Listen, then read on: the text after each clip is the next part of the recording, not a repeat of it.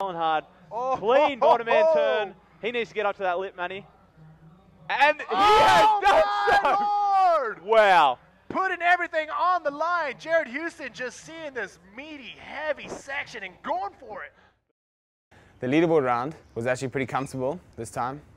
Coming off a really bad result in Chile, I had it in my head that I had to do well. Like, I really surfed to my full potential in every one of my heats, and that was really my goal. Having that win in the first heat put me in a really good state mentally. I was very confident and feeling much more relaxed. So I went into the next heat, I got a second, which was still, I was happy with that. Coming into the third round, I needed to place higher than fourth, so the pressure was completely off, and I just surfed. I had a pretty bad heat, couldn't even buy a wave, but I still finished third, so I qualified very comfortably into the main event. The leaderboard stage is actually really tense for a lot of guys, and but once the dust had all settled, I had left 16 guys, and all of the matchups were really intense. Probably, I think everyone will agree, some of the hardest on tour this year. So I drew Amari, which is actually the current world champ. It was a pretty hard heat mentally, because obviously any rider with the tag world champ attached to them is quite a formidable foe.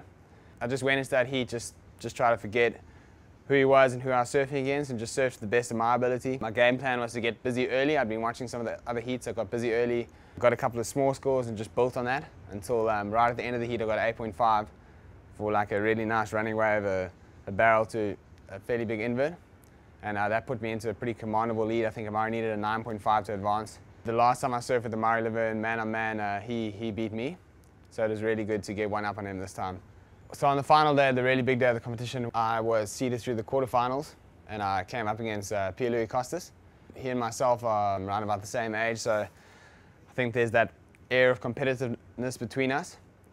He made the better call in regards with how to surf that heat. He started off early, picking the smaller waves and really getting, like I said in my previous heat, building on his small scores, and that saw him through. I got a wave midway through the heat that I don't know, man. I don't even know what to say about this wave. It was really big, and I just took off.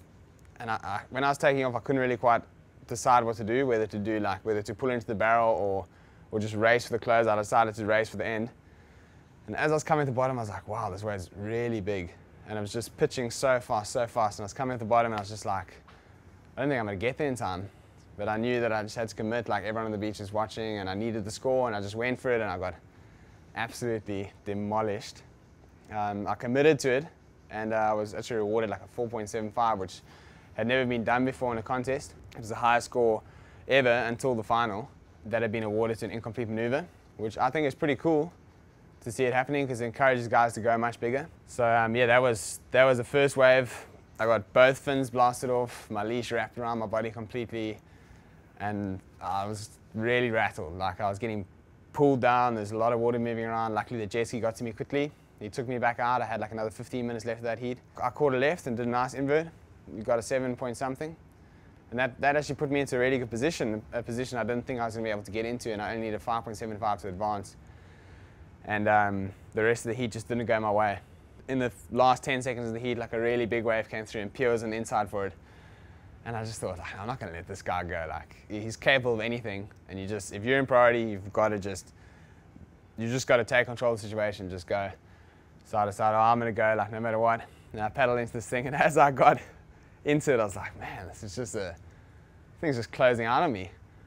And it just stood up. I don't know, it was huge. I don't know how big you would call it. I'd probably say it was 8 to 10 foot. And I had nowhere to go but just to give the beach a little salute and just pull into the closeout, and it's one of the biggest barrels I've ever been in, so it's pretty cool, pretty funny experience. I got absolutely roasted by the waves behind it. So did Pierre actually, so I'm actually pretty glad I went on that wave, because we would have both got caught inside. And that was the end of the heat. Pierre won, and he surfed maturely and he surfed correctly, and he deserved to make it through, and he went through and finished third in the contest. So yeah, looking back on it, I was just stoked to be a part of that day, and it was a really special heat. It was good fun, and yeah, well done to everyone involved. Jeff's an animal.